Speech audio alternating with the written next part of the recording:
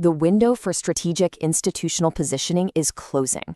Now, while the public conversation is all about market volatility, the real opportunity cost is hidden inside the Delayed Clarity Act and what it means for future capital allocation. So this is what the headlines are all focused on, right? Public statements, negotiations. But the data that's actually critical for institutional assessment isn't in the tweets. No, it's buried in the fine print of the proposed legislation. This gap between public noise and regulatory reality, that's where both the risk and the opportunity are. And that's exactly what we're going to do in this breakdown. We're going to dissect the official text of the Clarity Act piece by piece. The goal here is simple: to understand the potential impact on market structure and how institutions might need to position themselves for what's coming. All right, let's dive in. Point number 1. It all centers on a single clause with some really profound implications, and that is the proposed redefinition of an intermediary in the digital asset space. Now, the proposed definition here is incredibly broad.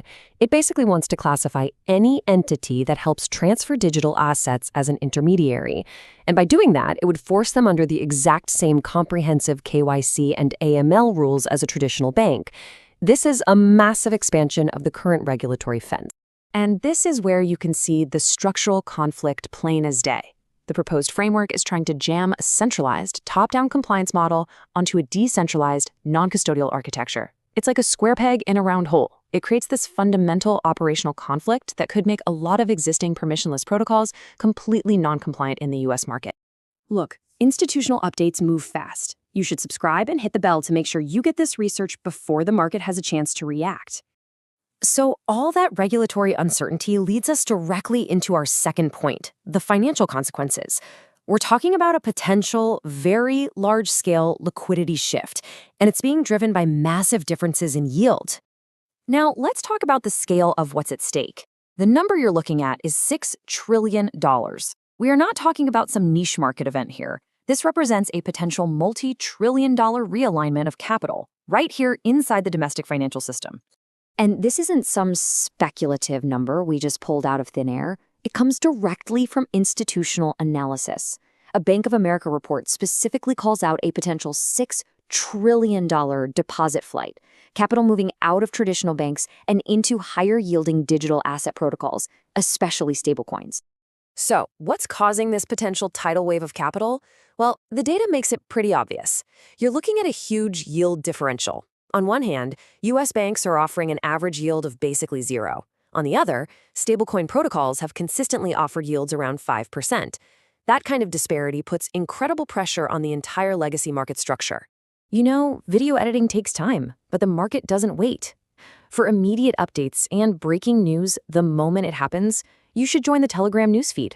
Just scan the QR code on your screen for direct access to our real-time alerts. All right, for our third and final point, let's put this all into a bit of historical context. Because this isn't really a new conflict. It's just the next phase of an ongoing challenge to the existing market structure. Let's talk about the historical precedent. If you look at the timeline of regulatory focus, a very clear pattern emerges. A few years ago, the challenges were all about settlement efficiency. Think about the actions around Ripple and XRP. Now, that focus has clearly shifted to yield efficiency, with stablecoins being front and center. So when you boil it all down, this is the fundamental conflict. The legacy market structure is built to protect its established, fee-based business models.